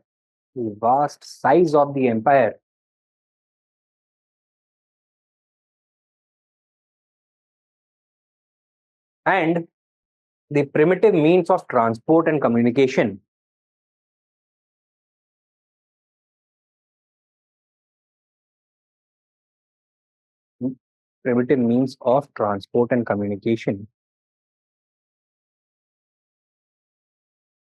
made it necessary, made it necessary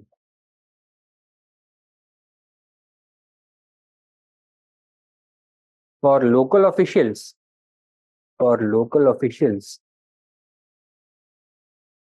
to enjoy a high degree of autonomy, a high degree of autonomy. Next point. Further, the concentration of powers in the hands of officials such as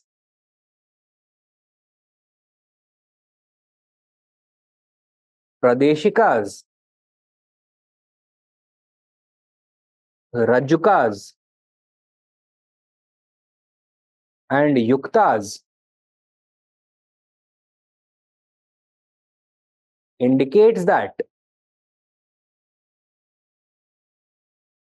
they enjoyed a high degree of discretion,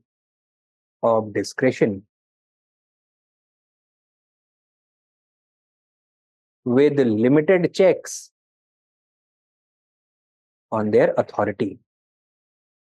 High degree of discretion with limited checks on their authority. Next point. Further, Fusman has put forward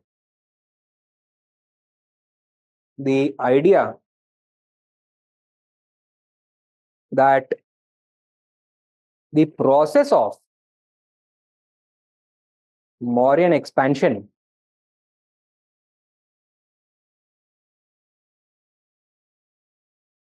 may have necessitated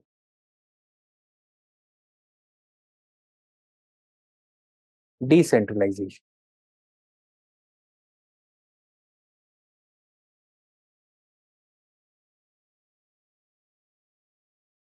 Example,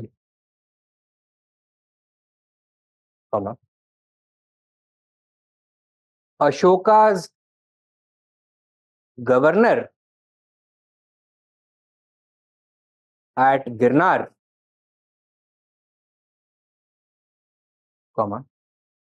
a person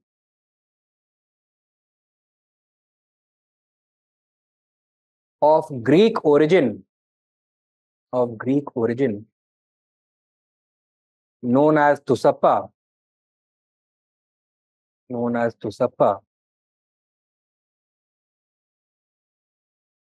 appointed his son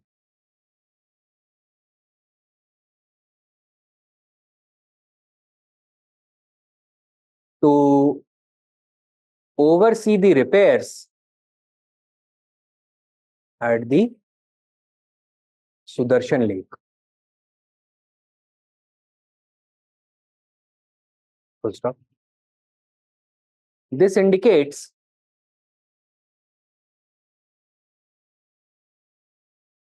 the integrative nature of Mauryan administration, of the Mauryan Empire,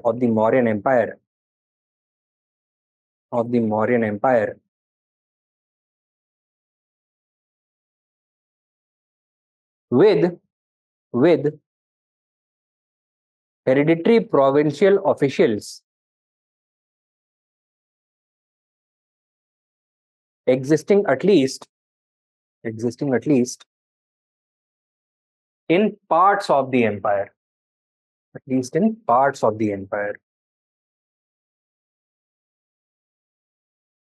Full stop. Next point. Finally, it has been pointed out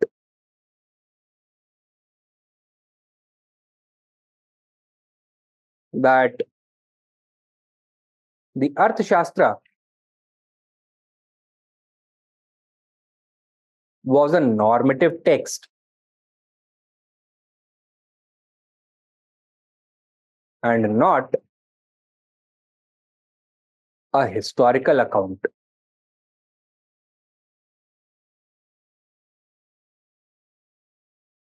Full stop. It deals with ideals and principles. It deals with ideals and principles. And may not necessarily reflect the ground reality. The ground reality.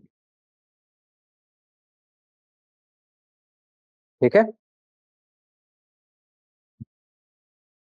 Next main point लिखो. Romila Thapar, on the other hand,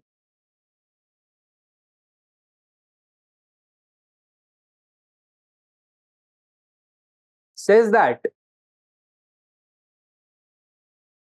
central control was layered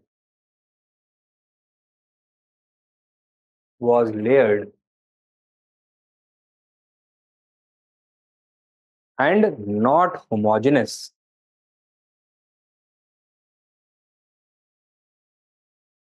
Full stop. Therefore, royal authority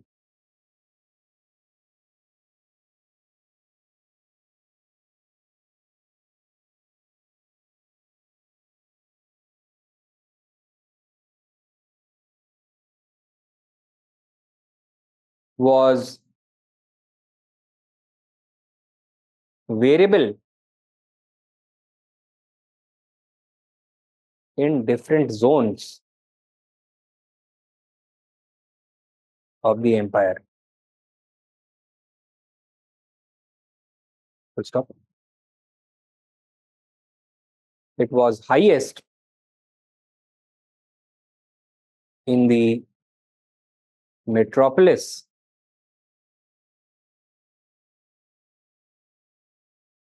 within brackets, Patliputra and its surroundings,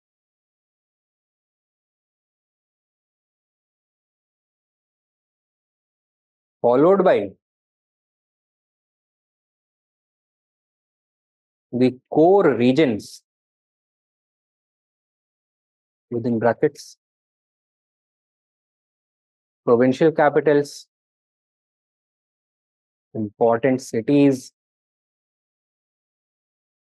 and ports,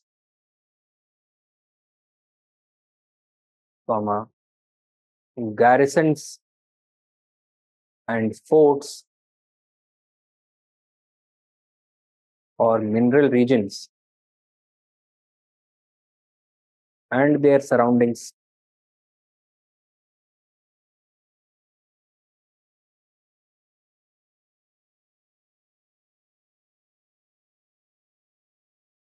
Close brackets. And finally, the peripheral zone, within brackets, frontier regions, hills, forests, deserts, and tribal areas.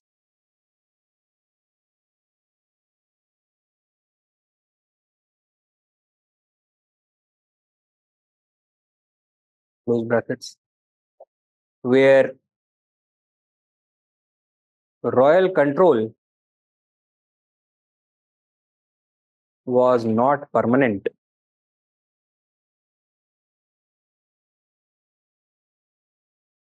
and intervention was avoided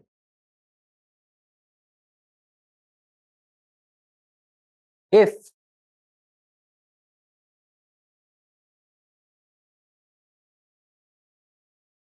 they fulfilled the state demand for taxes, labor, and obedience. And obedience.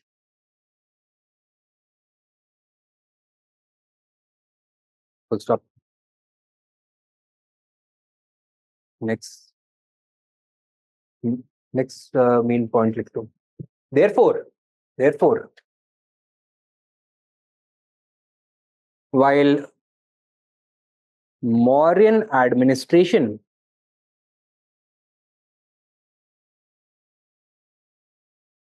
may not have exhibited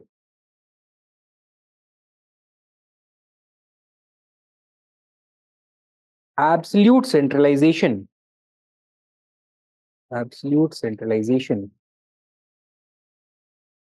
comma, the presence of strong centralizing tendencies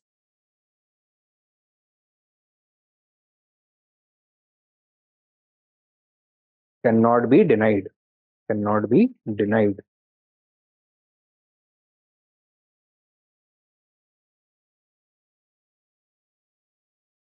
If the arthashastra was an ideal,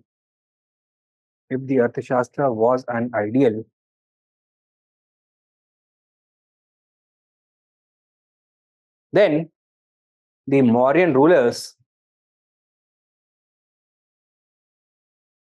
definitely seem to be working towards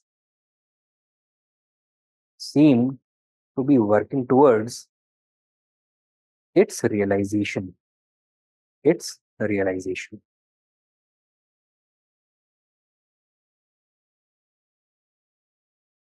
Okay, that is the way in which we can conclude this. So I'm ending this lecture today. इसको continue करते हैं Mauryan administration को कल, and we are going to look at the other aspects of administration जहाँ से question आ सकते हैं. ठीक है, ऑलराइट, कोई डाउट्स तो नहीं है? चलिए, thank you for your time. I will see you tomorrow.